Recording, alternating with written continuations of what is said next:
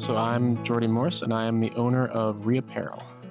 I wouldn't necessarily say I'm involved in a vintage market, more like a just generally used clothing. I actually, before I, basically ran the store used to be a place called Exchange that was run by a group of UMass business students, and I was actually one of their consigners in here because I have sort of the business before. Basically, I was importing secondhand Japanese fashion and then finding outlets to sell it over here in the States. And so this was kind of an in-person place to do that.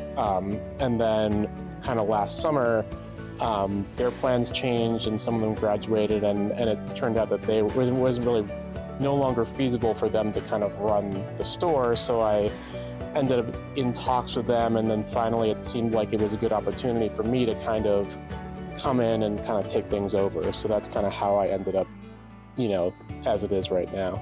I kind of grew up here basically. My parents still live in Sunderland. I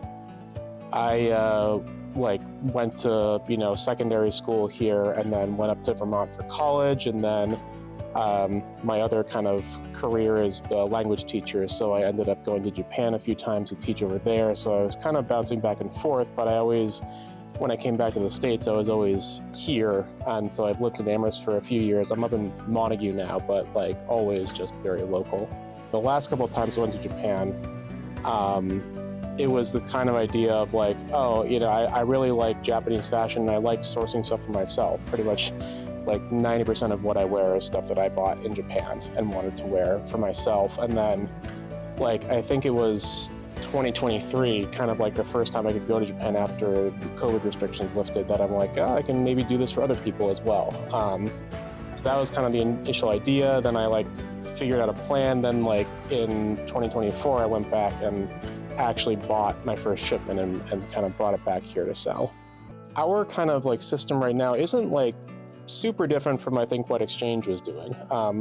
Exchange was more of a general thrifting stuff. They had stuff besides clothes here, and I wanted to focus specifically on clothing. But they always had basically kind of a way of, especially for the UMass community, to bring in clothes that they didn't want anymore, and usually do store credit or cash or whatever. So for me, it's when I'm thinking about how to source things, sort of source inventory.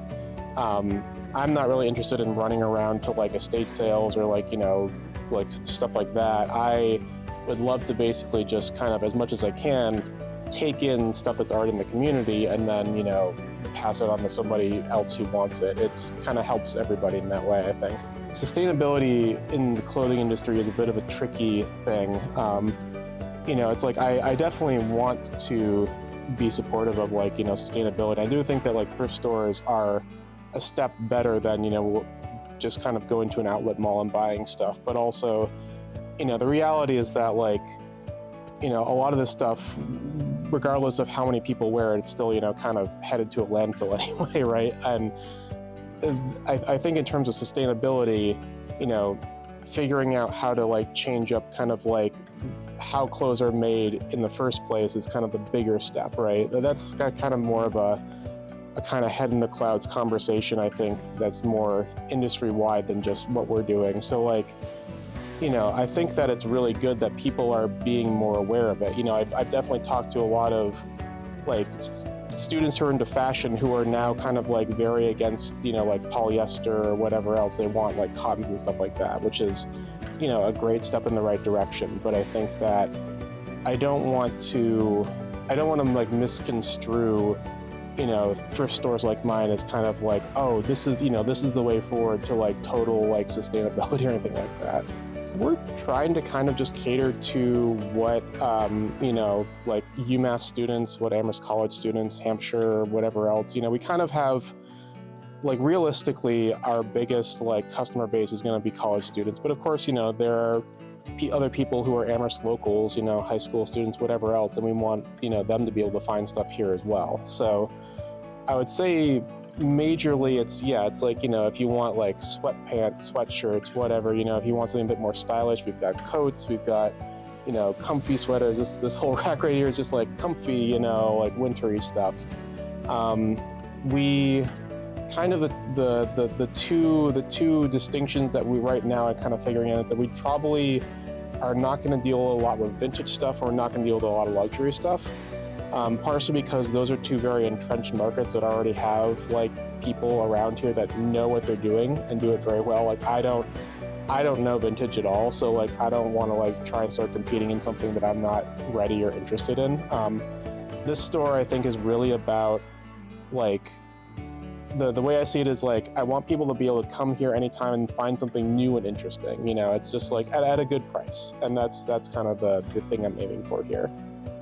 I never was super interested in just like fashion or how I dressed until like college or whatever. I was just sort of like whatever, jeans, sweatshirts. And then when I went to Japan, I'm like, oh, this stuff is just a little bit more interesting. Like there's these kind of like design features in Japanese clothing in various styles or whatever that just you don't see over here. And not to say that, you know, like there's a lot of fashion over here that's like probably interesting in its own way, but just like I never really got to that, and it's not really something you see in, you know, if you go to like, again, the outlet malls or whatever. So just like when I was just thrifting around, it's like I found all these like really interesting pieces for pretty cheap. I'm like, oh, I want to start wearing this and that. So like these pants right here, these are Dickies. So like, you know, not like a Japanese company, but they have all these like interesting styles you don't really see over here. Or like these are one of my favorite pieces. They've got this embroidery that goes, they got these pockets all the way down, just like stuff, again, you just don't see over here. And Japan has a very like, a very hot like indie denim scene right now, where like they're just like making all these like independent kind of like custom designs for jeans and stuff like that. And like there's a bunch of people who are like vintage collectors or just like, you know, kind of like fashion people who like are really interested in that stuff. I don't know like a bunch of the brands, but there's like it's called Bape, a bathing ape, and like stuff like that, and they're like really popular right now. And I had a couple guys come in here and we were talking, and they would go to Japan and just like wait outside the stores for their drops, like for those things.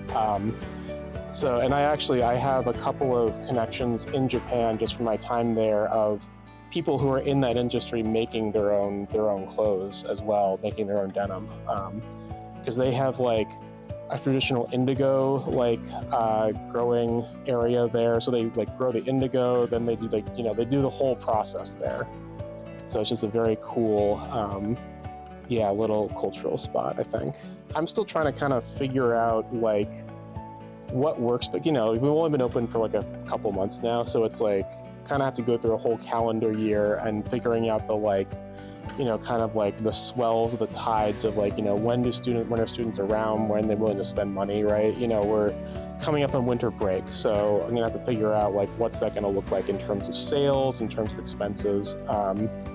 So that's like a thing that's still in the process. So in order to kind of like move inventory through, what we usually do is that like our lowest price point is usually like $6, but we do like a $3 rack. So we just like take stuff that, you know, we want to like get moving, get people interested, and we just like put them on the $3 rack and just like, you know, whether it was originally 6 or 12 or 14, because we also just have another whole inventory room upstairs of just inventory that we still have yet to get to the racks. And you know, in this kind of retail business, it's all about churn, right? You know, it's all about just moving as much inventory through your store as possible to get your profit margins. So it's something I'm still learning. This is the first time I've actually owned a brick and mortar retail business, so that's like big learning curve. A couple of my employees are like UMass college students, so they're very plugged in. They're fashionable. I kind of lean on them for like, you know, I'm like, I don't really know, like, you know, it's like, oh, is this popular? Is this not? You know, I didn't know that like skinny jeans were totally not an in thing right now. So like, they're like, yeah, no one's gonna buy these. So we switched those all out. And for me, I'm like, they're gonna come back in like 5 to 10 years. We're just gonna like keep them until they're hot again. But yeah, in terms of that, the biggest thing is basically just getting people to know that we exist, that we're here. You know, it's like we're very fortunate to have 10-1 Tea House on the other side because they provide a huge amount of our foot traffic. And that's kind of one of the big reasons why I was willing to take over this spot in the first place, because I know that like you just get a huge amount of foot traffic here. And like foot traffic is such a rare thing these days to have. But still, it's just like there are probably thousands of students on campus that just don't know we exist, you know, and if that's just a matter of marketing. You know, I have a marketing person who knows how to do TikTok and Instagram and stuff like that. But again, that stuff all changes so fast and it's so volatile that you really got to be adaptive in how you reach people. And like, I want to do more flyering. I would like to do more events just to like, you know, get in front of people. So there's just that to figure out.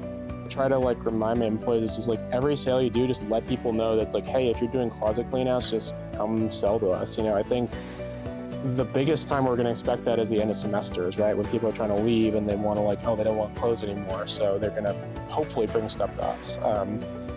And, you know, a lot of like our outreach I want to do around sales, you know, we say, hey, we're buying stuff at double price, whatever, just to really get people to, when they think about it, it's like, you know, okay, if you have clothes, you know, you can go donate them to Goodwill and stuff like that. And for certain things, like, yeah, we do have certain standards about what we might want to, you know, take in and resell, but it's like, you know, we'll give you money for your clothes, like, you know, so I think it's a pretty good deal in that regard. So that's one big thing. And just like, just like, I hope that more people just kind of come to think about, you know, it's like, oh, if you're gonna come into Amherst, right, and maybe you're coming for bubble tea, maybe you're coming in for pizza, right, or the bars or whatever, but it's like, we're here too, you know, we're here. We've also got the closet down the street as well. So it's like, you know, it's not just food stuff in the center of Amherst right now. I don't know, there's a couple of like ideas that we're kicking around for just like, you know, other stuff. Like my marketer a couple days ago mentioned, you know, hey, it would be cool to have like, you know, whatever, like basic sewing classes or cloth, you know, like clothing mod classes that could take place here. And it's like, yeah, that's a cool idea. We'd have to, you know, figure out, you know, instructors and timing and all that stuff. But it's like, you know, I think that might be a cool thing for people. You know, they've had that in Northampton with like a couple places. So just like, again, it's all about locality. You know, it's like a lot of people just don't want to always go all the way down to Northampton to have access to that stuff. So, yeah, no, it can go upstairs.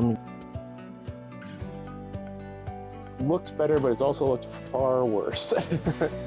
When I bought the place, it was mostly just buying all of the racks and all the clothes from the other guys. So like this was basically included in that. So this is basically our inventory room as it stands. And like we're sort of in the middle of figuring out, like right now this wall is all men's, and then there's like a women's, and then sort of a seasonal and other stuff here.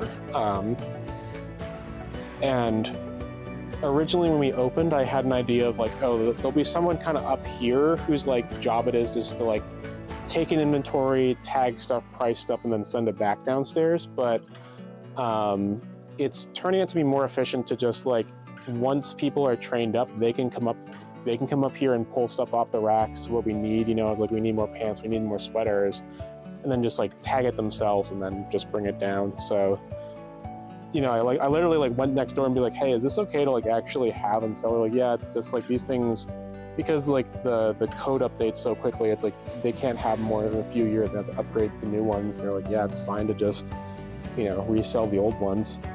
I don't quite know what to do with it right now, because it's just like, I don't quite know what I'd sell it for, and like, you know, it's a really nice, practically fireproof jacket. So part of like, this wasn't even all the stuff that we bought. It was like the stuff downstairs, the stuff up here, and then also there was a whole shipping container of extra clothes that is sitting in my garage right now that I'm slowly trying to move over here. So yeah, and then whatever else we buy just from people, you know, we've got bags downstairs that I just saw that we probably bought in the last couple of days just from people bringing their clothes. So yeah, that's kind of what this is.